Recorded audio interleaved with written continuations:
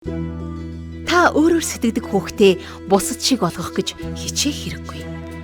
Харин оронд нь байгаагаар нь хүлээн авч хайрлаж дэмжээрэй.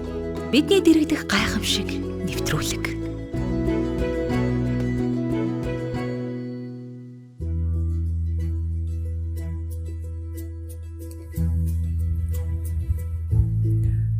Өдрийн мэнд хүргэе сонсогчдоо. Манай өнөөдрийн бидний дэргэдэх гайхамшиг нэвтрүүлэг эхлэхэд бэлэн болсон байна.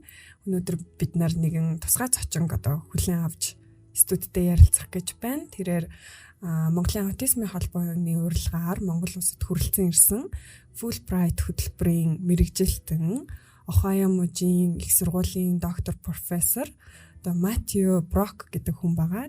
Тэгээд энэхүү ярилцлага өнөөдөр Тунгаа болон Сувдаанаар нь хөтлөн хүргэхээр бэлдсэн байна. Ингээд hello Matthew, how's Mongolia, and please introduce yourself and your education and your work experience to us. Sure. Well, thanks for having me. My name is Matt Brock.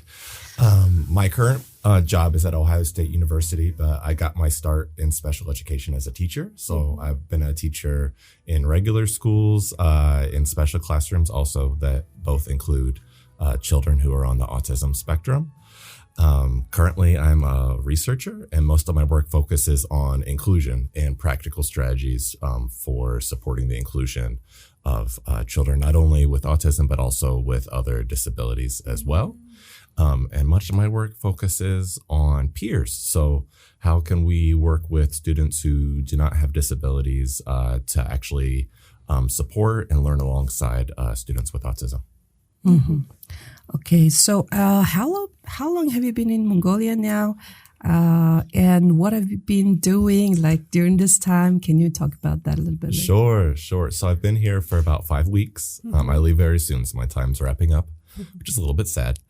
I'm here at the invitation of the Autism Association of Mongolia.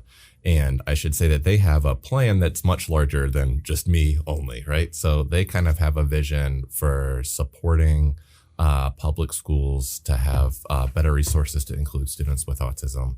So I'm not actually their first Fulbright specialist they've had. So in the past, the emphasis has been kind of on what is autism and what's inclusion and why is inclusion important. And now there's a transition with me coming here. So they asked me to focus more on practical strategies for how can we actually give teachers tools and strategies to be able to, in practical ways, support students with autism in their classroom. So their plan for me is they had a process where they had public elementary schools apply, and they had 10 schools that they selected, and those have been the 10 schools that I've partnered with when I've been here. So I spent the first couple of weeks just learning about Mongolian schools because it'd be foolish for me to give advice without understanding the context. So I spent a lot of time observing and interviewing parents and teachers, which was very interesting. I learned a lot. And then in the following weeks, I tried to provide some suggestions that I thought were a good fit for those students and those schools. And then in the last couple of days has been kind of the culmination of giving some larger talks and trainings to kind of share. Here are a collection of strategies that we know from research support inclusion and that might be a good fit for Mongolian schools. You know, the inclusion is quite new in Mongolia, and we're just recently starting to implement this. And I'm sure USA has longer history. And like, how long has it been like used this inclusion things in America, and comparing to Mongolia, how is it now? And what are we doing right and wrong right now in terms of inclusion program implementation? Well, America's been working on this inclusion idea for almost 50 years now, but I should say that we have not gotten it figured out yet. So it's not like we have perfection that you should imitate. I think we're still learning, and some things that I've talked about here have actually been, maybe mistakes that we've made in America, like how maybe since you're just starting, maybe you can learn from our mistakes and avoid them, right. Which might be helpful. But something that's important to understand about the United States is how much students are included and the quality of that inclusion is very different depending on where you live in the United States. So there's some schools that children might be tend to be included for more of the school day, and inclusion might look very high quality, but there's some areas in the United States where most children with autism are in separate schools. So it really depends on where in the US you're talking about. So in some areas we have a long way to go also. Mm-hmm. So you mentioned mistakes. So what kind of mistakes now we should be aware of, especially for parents? What should we be aware of? Yes. Well, the biggest one that probably is the most relevant to parents is this idea of having what I would call a paraeducator. You probably would call an assistant teacher in the classroom. Because on one hand, having an assistant teacher is a very valuable resource in the classroom. But that assistant teacher is only as good as how we train them and support them to support inclusion. So in the US, we've had some problems where maybe a regular teacher says, oh, there's an assistant teacher in the classroom. I don't have to worry about the kid with autism because that's their job now. So I'll just let them do it. But that person doesn't have any special training in teaching. They're only doing like what they're directed to do. So if we don't give them training and support, then the quality of education for that student with autism does not look so good. So a lot of my work in the US is around that the idea of the assistant teacher is very valuable, but only to the degree that we support them to do things that are effective. A big problem in inclusion when we have assistant teachers in the US is sometimes that person will be like, okay, I'll just take this student with autism and I'll take them to a separate part of the classroom and I'll teach them only. And that's not inclusion, right? That's just like a separate tiny classroom in the corner. So changing the way that they think. And a lot of the training I've done here has been about peer-mediated strategies and how adults can build relationships and support between students with and without autism in classrooms. And that's something that we can train assistant teachers to do very well. And once we train them in those strategies that are effective, it's very, very positive. But if we just leave them to their own devices, then it's not surprising that it doesn't go well because we haven't given them direction about what to do. So I think we're getting better about that in the US. And that's kind of the biggest thing I hope that you guys don't have to go through in Mongolia, because as of now, there's not a lot of assistant teachers. So I'm hoping that once you do get assistant teachers, you can learn from American mistakes, get it right the first time, instead of kind of struggling through this period of not doing things well, like I think we have. Okay, I have a question. Sure. This is my favorite question because is there any reason to choose this profession and this field? Is there anything to relate it to your family or your friends? Yes. Why are you in this industry? Because we do this job because of our son. Yes. Okay? Because our son has autism. Yes. And what's yours? So my initial entry into the field is I have a sister who has Down syndrome. Her name is Lori. So initially my interest was intellectual disability.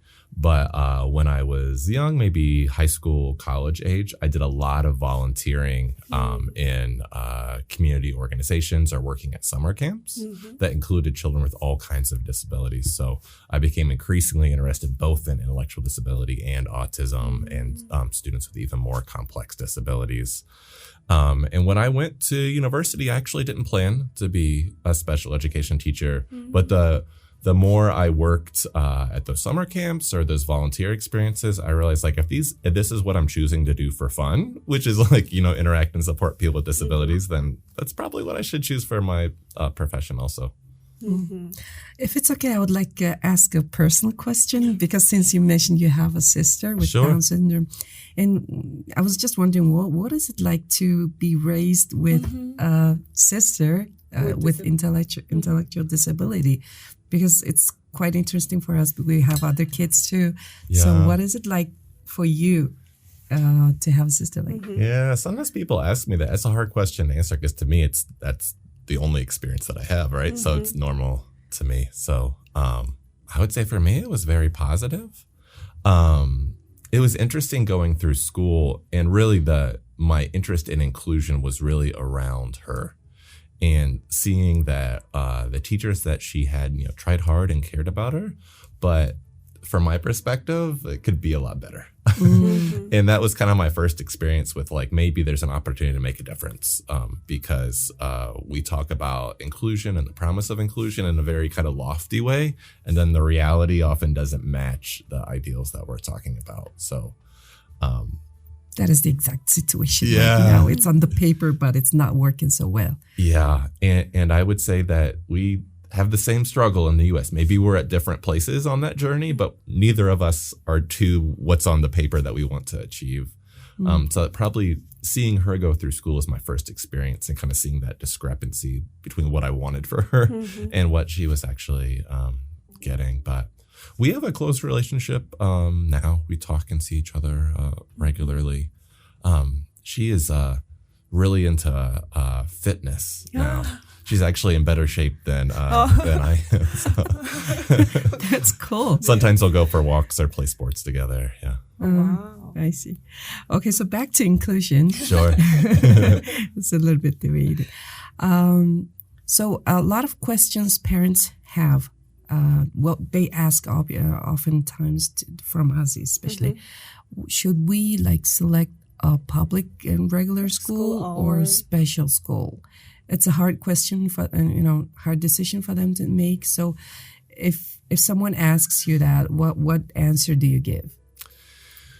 Yeah, I'll tell you what I know and what I don't know, because I don't think I know enough to give a clear answer to that, but I'll tell you what I do know.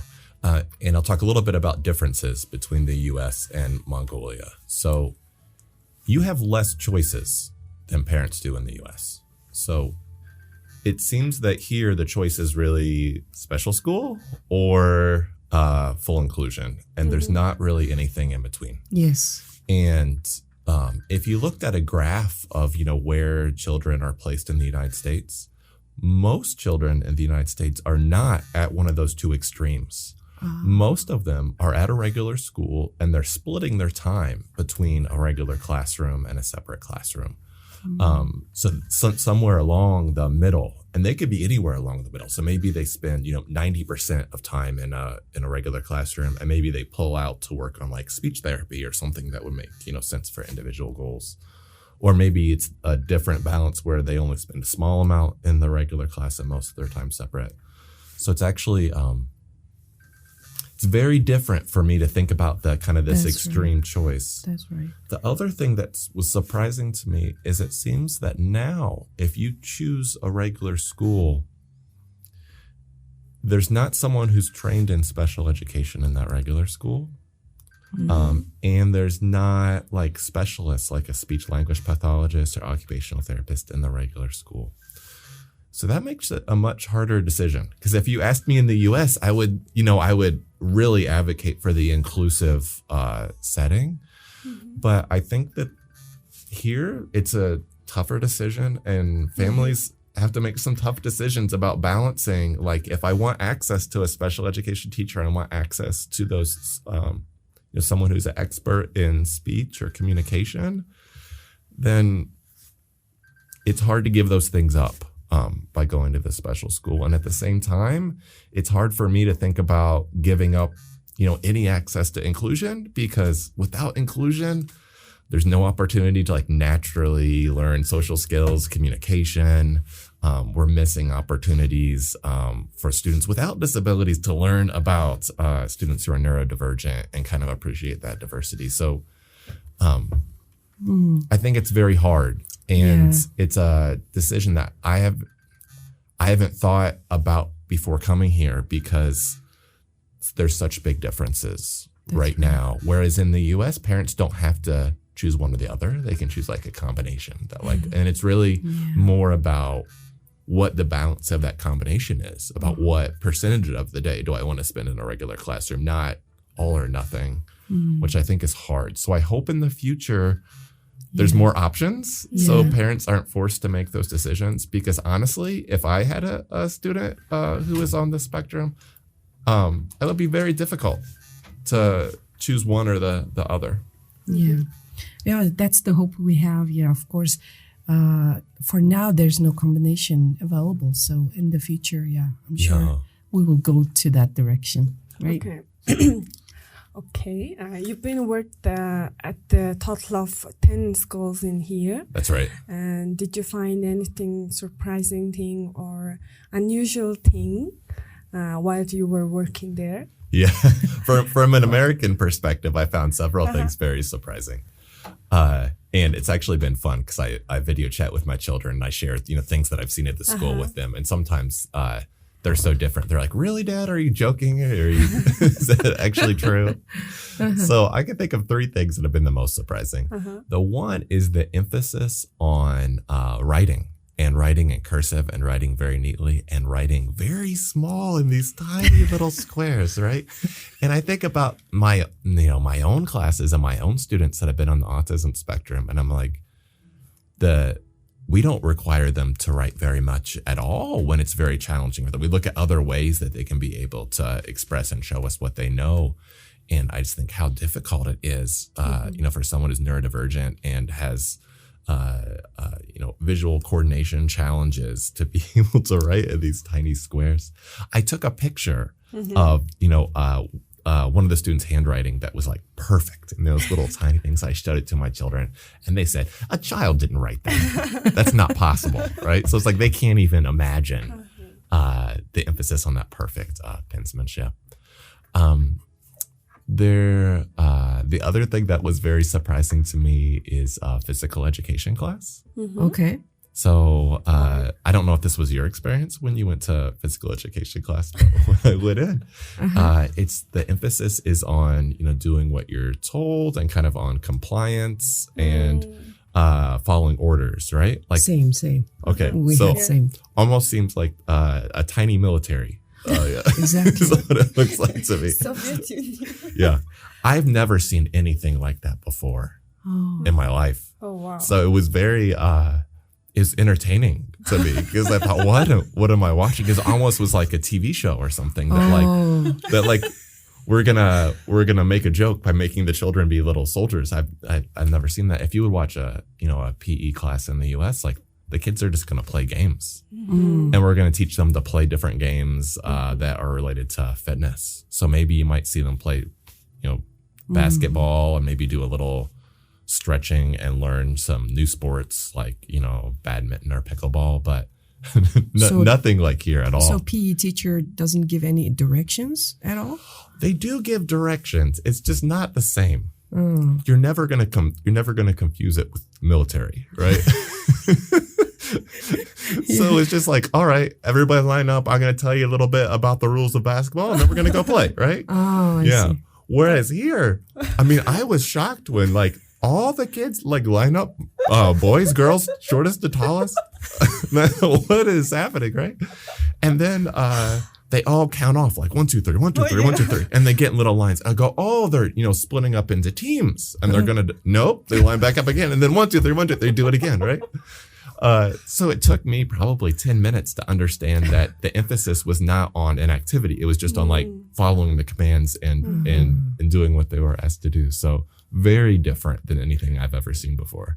And for that class, the autistic kids will be they would never do that, follow the orders and being compliant, right? It really was interesting because the kids that I saw were all different levels of support needs. So some other kids actually did okay, but many were not having it. Yeah, so that was interesting also, yes. Yeah, it sounds interesting too.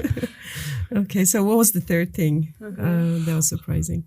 The third thing that was surprising to me is how many kids are in those classrooms. Yeah. So in the US, the average class size is in the 20s. That said, the range is huge. So in my own classrooms, I've had 30 kids before, but never, 40 or 50 kids in a class. Because of that, I think I also was surprised by how long the students sit at their desks without taking any breaks or anything like that. That's really tough for our kids on the spectrum. I think it's tough for all kids. Yeah. It's just the expectation for sitting so long and focusing so long is difficult. But yeah, I think having so many kids, it kind of causes the lack of breaks. It's like, where are the kids supposed to go? If they get up, there's no space. But I have a lot of sympathy for some of the teachers who are working really hard to try to include kids that are on the spectrum, plus manage 40 kids in their classroom. I plan when I go back and give talks to teachers in the U.S. to say, you guys only have 25 kids, so I saw somebody do this with 40, so you can do it. It's not so hard. Okay. So it's going to be an example, right? Yeah, that's right. When I was in Mongolia. Yeah, that's one of the big challenges teachers have, because when we ask the teacher to take care of our, kids and, teach them classes, it's really hard for us too, because they have like 40, 50 kids in the class. They can't even manage. They're small, especially at like 6 years and 7 years old. They're hard to manage, right? Yeah. So it is also hard for us to, ask the teacher, to make them work or with our kids. It's really challenging. So we have sympathy for them as well. Yeah. So that kind of things put us in a little bit difficult situation, because we don't have like assistant teacher system, enforced by government. So usually what we do is ask someone to, be assistant teacher or be ourselves, right? Mm-hmm. Especially mothers, they sit in the class with their kids and be the teacher. So it's quite challenging for now. And eventually I hope there will be a system where governments can support us with assistant teachers. That we call it as assistant teachers, but you call it as a paraeducator. Yep. Yes, it is. What's the difference between assistant teacher and paraeducator? No difference. No difference. So we've only recently used paraeducator, that terminology, in the U.S. And really, we change terminology often a lot in the U.S., right? So it makes it confusing. But I think this change was a good one, because it really was about respect for those people. And I think they felt they were kind of disrespected because they were doing a lot, and just to be called an assistant didn't feel very good. So part of that was just to show respect for the hard work that they're doing. Mm-hmm. So pretty much same as yes, there's not any actual difference between what an assistant teacher does and a paraeducator does. That means the same thing. Mm-hmm. Okay, so you also talked about this peer support system. Yeah. So can you maybe explain a little bit about it in detail so that parents can have understanding? Sure. So there's different things that I would call different kinds of approaches for peer support. What I focused on the most here has been peer support arrangements, which is the idea of within regular classrooms, teaching peers some simple strategies to support and kind of talk to and learn alongside someone who has a disability or learns differently than them. So the idea here is that many peers are really interested in getting to know our students with autism or other disabilities, and might be interested in sitting with them, learning with them, but they're not sure what to do. And they're not sure, maybe how to communicate with our students or how to be their friend.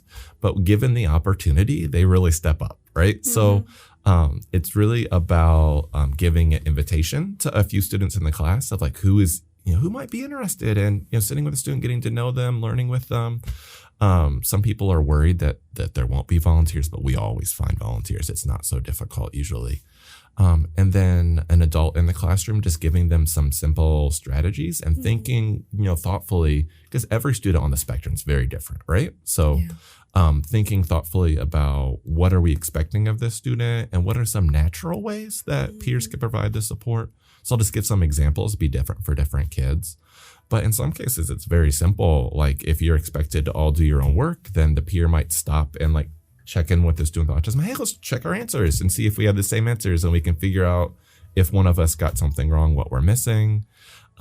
Also, maybe if the teacher's talking for a long time and the student on the spectrum is like, whoa, this is too much talking, I didn't understand this, then the peer might turn to them and just repeat the most important things, which is good for the peer too, right? Because they have to pay attention or they're not going to know what to tell the student they're working with. Also, sometimes some of our students might just need kind of encouragement to keep going from an adult. Otherwise, they might stop working or give up on what they're doing. And that encouragement can come from a peer too. So just having someone that, I'm working with this person and we're encouraging each other. But the goal is to make it, natural support. So it's not like the peers, we don't want the peer to be like a little teacher. We want them to be like, this is your friend. You are going to do some things differently than you would for other friends, and we'll help you with those things. But we want it to be a natural relationship where you're doing your own work, but you also can be in this role at the same time. Yeah, when I think about like peer support and also para educator, if they're like if the kid has a para educator with him, like the peers and the teachers would not really pay attention because he has already this person. This is exactly the problem I was talking about. That's right. So a big part of my work in the U.S. is changing how we think about a paraeducator's role. That we think about the paraeducator as being more like a coach. And when they can, stepping back and actually helping facilitate peer support and making sure the teacher understands that, like, you don't give up responsibility because other adults, they work together closely, have conversations about strategies. At the same time, we're not giving all responsibility to the peers, right? So we would never tell the peers to be trying to enforce discipline or anything like that. That's still the paraeducator's role. So there's kind of still a very important role for them. And peer support is only as successful as adults are kind of encouraging it to be, because those peers need help and direction and encouragement in order to do things well. So it's about shifting how we think about what that paraeducator's role is, because what you just described is exactly what I was talking about with the mistake that we've made as far as giving up all decisions to the paraeducator, who themselves is not trained in special education and who is not on purpose but inadvertently making inclusion less meaningful because they're separating the student from other children. Yeah, so we just have to make sure the paraeducator can facilitate this peer support. That's right. Because they might think like, oh, it's my job to take care of the kid. That's right. That's right. I cannot ask others. So we have to, provide some freedom or right to exercise those kind of support. Yes. Yeah. It's also important for administrators to understand that too. So if they come and watch and they see that the paraeducator is encouraging peers to understand that's their job. Yeah. Because sometimes we have to shift their thinking too. Because we don't want the paraeducator to think, oh, the principal's here, I better be the one providing direct support or they'll think I'm not doing my job. So the idea of changing everyone's mind about what that appropriate role is. Yeah, I think it will take a lot of time to put that kind of mindset in everybody's head, right? Principal, the teacher, the paraeducator, peers. Yeah. But that's the ultimate thing we have to, go for. Yes. So, currently what we're having is just, for parents to choose from special and public, just, one of two, right? So, but you say the combination is good. But in terms of, your experience, you've had a lot of years of experience. What is the best design for autistic kids to, in terms of schooling? What do you think is the best design? Yeah. I think there's different answers for different kids. So, in the U.S. law, the emphasis is on families having choice. So that they have a choice that they can work with the school and together as a team decide, what's the best placement for my child. And I've seen children do really well with full inclusion. I've seen some children with autism, parents make a different decision, and they also do well also. I always advocate for at least some inclusion, because I think there's some things that happen in inclusion that you cannot replicate outside of that. So I think these social opportunities where you have a chance to learn what regular typical social interaction looks like and kind of see that modeled and have opportunities to practice those skills with people who are neurotypical, I think those opportunities are really important. And when we go to someplace separate, those opportunities aren't always there. I also think that in the U.S., we've had problems with maybe if it's a separate school that we lower expectations for everybody. And we miss out on opportunities where if you would have been, you know, in a regular classroom, expectations would have been raised. And that's a concern for me also, which is also why I think inclusion is crucial. So it's been very different, my thinking here compared to the U.S. Because in the U.S., almost always I'm advocating for like, we can do more inclusion and we can improve the quality of what that inclusion looks like. Because it's very different to think along a spectrum there versus, you know, this dichotomous decision here. Yeah, so there's no right answer because the spectrum is so wide, right? Yeah, if you interviewed parents of kids on the spectrum, I could give you, you know, 3 different parents that would all give you different answers for their kids, and they know what's right for their kids. So I'm not going to second guess that, right? So that's why I'm saying there's not one correct answer. Mm-hmm. Okay. So I'm just wondering, this inclusion thing, is there like any disadvantages you observed? You know, the inclusion program. Of course, there are a lot of advantages, right? But is there any like disadvantage? Well, I would say that there's many things that are possible with inclusion that have to take like careful support and planning in order for it to make it possible. And maybe it's harder to do it in an inclusive way, but it's possible, but it doesn't happen as often. So if you think about like if a child has really specific goals around maybe like self-care or doing things for themselves, maybe it's hard to focus on those things and it only in an inclusive classroom. It's possible, but it would take a lot of hard work in order to figure out how to make that work. So sometimes those things aren't done as well as they could be in an inclusive setting. I still think it's possible, but it takes more planning and hard work. But there are schools in the U.S. that do well with that. I think in the Mongolian context, you're giving the things that you're giving up is really access to special education teachers and the specialists that aren't currently in the regular schools. But those things are possible with inclusion. It's just currently that's not part of what you're able to choose that's in that context. But I'm hopeful that in the future, you don't have to give those things up in a regular school, that you'll have those professionals also in the regular school. Yeah, that's the hope. I have a question as a parent. Sure. One of the biggest concern is bullying in middle school. Yeah. Okay. And then how should we deal with this? And what's your advice to parents? Yeah. Because my son is 12 years old and her son is soon to be 12. So Yeah. we're quite close to the... Yeah. Well, first I'll talk kind of in general, and then I'll try to talk more specifically about maybe what parents could think about doing.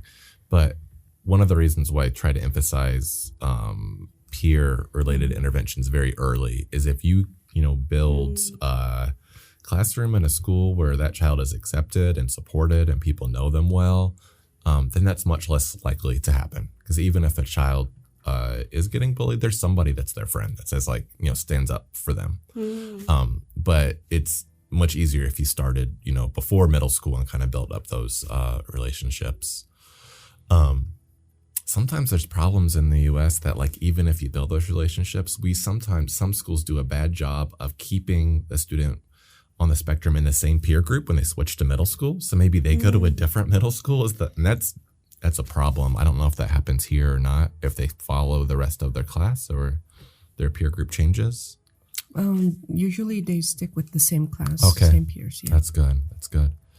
The other thing that's a big push in the U.S. right now is just anti-bullying, and it's not just about our kids that are on the spectrum. It's about everybody. Yeah. And just having a curriculum that we actually teach all kids that if you're a bystander and you see bullying and you don't step up or say something, then you're part of the problem. So you need to step up and really, because there's so many kids, they themselves aren't going to be bullying, but they're also not doing something to stop it.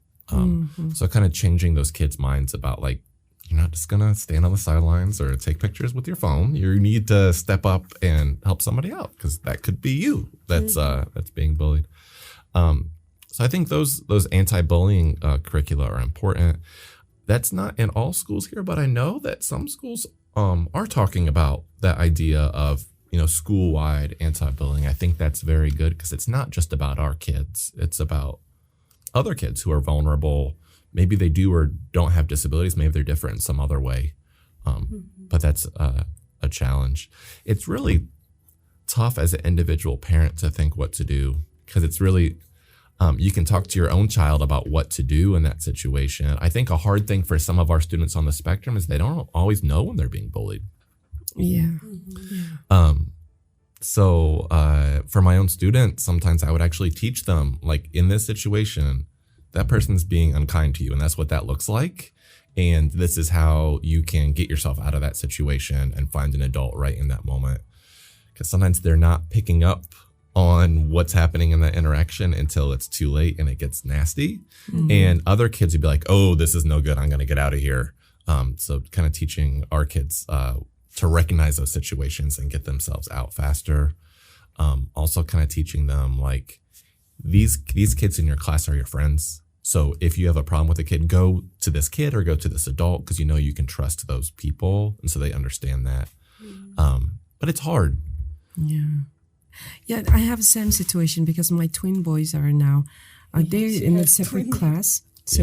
And one of them is autistic and the other one is development delay. Yeah. And the development delay boy is quite, good in communication, and he has some friends and he understands the bullying very much. Yeah. The other one doesn't recognize. Yeah. So I'm dealing with this, the other boy with development delay, and how to deal with bullying and what you should do and when that happens. But for the other one, I don't have to talk about it because he doesn't recognize. So it's a completely different situation for them. Yeah. But I'm sure if I change my autistic boys class, maybe to other school or my other class, there will be definitely bullying. Definitely, I can see that. Yeah. But with the current class, it's going very good. That's kids great. Are very kind and supportive. The peer support is very good because the teacher, very good explained to the kids, and from the very beginning that they took care of him, and even the girls are acting like mom for him. Well, one time I saw him with the clothes on, and the girls were helping taking off the coats and shoes, and I was like, what are they doing? And the teacher said, oh, they do it all the time. No, they shouldn't do it. They're not their mom or sister. He can do it himself. So yeah. So with the current class, he's doing really good, but eventually, I don't know. Yeah, that's one of the big concerns we have as parents in bullying thing, because we heard about other stories from the other parents, because it's happening, and they don't understand the jokes. And, yeah. So, sorry. Okay, so back to inclusion again. When you were comparing, of course, you have this history experience with the USA, and when you look at the Mongolian education system, how do you see the differences and similarities between two countries, and what is our advantage? What kind of good things do you see here, both for inclusion and also the general education? Okay. Well, in general, I would say all Mongolian children have much better handwriting than American children. Better handwriting than me. That's for sure. I think that the speed of the curriculum is different here. So I was surprised, in first grade, the children are being taught numbers and addition and subtraction very fast compared to in America. It's much slower kind of progression. So I would say some of the expectations are higher for younger children compared to the U.S. I don't know whether that's positive or negative. That's just what my observation is. But that's different. The other thing is there's maybe the way that the instruction is delivered is quite different. And some of that probably is due to class size, because if you have 40 kids, you have to think about things differently. But almost all of the instruction is whole group, where teacher talks, then all the students just do something. Whereas in the U.S., much more interactive. And we're going to divide it into small groups, and you're going to work together in small groups, then we'll come back together. And I didn't see any of that in any classroom. It was all either teacher lecturing or students working independently on their own and not any other kind of grouping. So that was a big difference from what I saw. I also think that more is expected as far as like written work. So like, especially like first or second graders, the amount that they're writing or the amount of work they're doing in a small amount of time, I would say is much more than what you would see in an American classroom. Probably because of the instruction, the style being different, right? Because in the US, like we're engaging children and seeing what they learn by like talking and having discussions more often. Whereas here it's more like you're going to sit at your desk, you're going to listen, and then you're going to do your written work, which is a difference. And I'm not saying positive or negative, just probably a cultural difference. Yeah. And it may be in some ways out of necessity for like, it's probably really hard to split 40 kids into groups and have even space to be able to do the same kind of activities I'm describing. But even for the private schools with like 20 or 25 kids in this class, same thing happening. Yeah. They don't do like this group talk and interactive things. Yeah. Same design. So it's, you know, as an adult now, I can see that, okay, why we are not really good at expressing ourselves, not talking like in front of a lot of people, or like teamwork skill. Our skills are like very low compared to other countries, because I saw that when I was in studying in Japan. Because the other students were like so interactive, and I was like, I did not learn that in school. So that thing is still going on. Yeah. Okay. Even in smaller classes. Yeah. Okay. Yeah. So that is one of the things we should really think about and change, because same Mongolians are like same as growing up. So we have very little time. Oh yeah. We're running out. Yeah. It's quite close to finish. One of the last questions I have is now, when you were a teacher, okay, these autistic kids are growing up, and in elementary school to middle school, they become a teenager, right? So what kind of, behavioral changes or any other changes do you observe? And does it become like harder to deal with them in middle school during the teenage age? Yeah, well, I should say I've never taught kids that are teenagers. I've only taught younger children. But I can say that I'm old enough now that one of my first jobs was preschool. You guys would say kindergarten's teacher here. And I'm old enough that my preschoolers are now like adults, and we're like Facebook friends, which makes me feel very old. So I can't speak from experience to teenagers, but I certainly can appreciate that there's new and more difficult challenges, but they're not challenges that I ever had to focus on. But in the US, we're struggling with some of those, because I think in the past we would kind of ignore that, like, these kids have developing sexuality and changes that we need to recognize. We would try to maybe ignore those things or pretend they're not happening, and they're still happening whether we acknowledge them or not. So I think in recent years we're doing a better job of like, okay, these things are happening, and we need to support kids as they're growing into adulthood.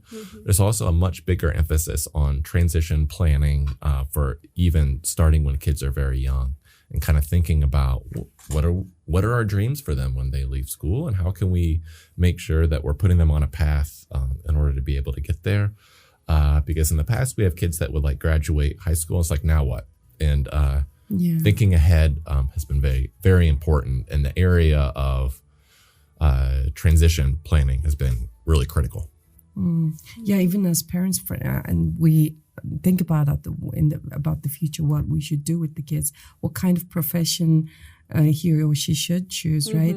So you were talking about that. You're saying she was like thinking maybe open a school for him,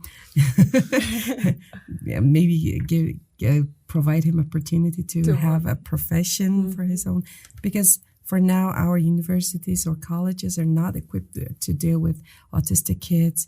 They're not prepared, and they don't even, I think, know about autism in detail. It's quite new here. So we're like thinking in different ways of what to do in terms of education, even higher in maybe the college level. Yeah, I have got talked to at least one family that does have a child on the spectrum who is going to university. I know that's very new, but there always has to be a first person to do it before other people do it. So it seems very new, but I'm hoping maybe for the future that once a few children with autism do go through that system, that maybe the university is like, oh, maybe we can do this, but we're going to have to put some supports into place. But that's something that I think we've grown a lot in the U.S. in recent years. Is we have much better support. We still have a long way to go, but we have support in place. Okay, so our time is up now. So thank you very much for coming and having this discussion with us. It was very honored to have you here. I'm sure you had a very busy schedule, and I appreciate your time. And thank you for your support in Mongolia. And I'm sure you will visit later and give us more, of your experience. So манай нэвтрүүлэг энэ дээрээ өндөрлж байна. Тэгээд цаг маань дуслаа. Тэгээд зочиндоо маш их баярлалаа. Тэгээд дараагийн дугаараар дахин уулзлаа. Түр баяртай. Сувдаа Тунгаа ирээлээ. За баяртай. Thank you. Bye. Та өөрөөр сэтгэдэг хүүхдээ бусад шиг болгох гэж хичээх хэрэггүй. Харин оронд нь байгаагаар нь хүлээн авч хайрлаж дэмжээрэй. Бидний дэргэдэх гайхамшиг нэвтрүүлэг.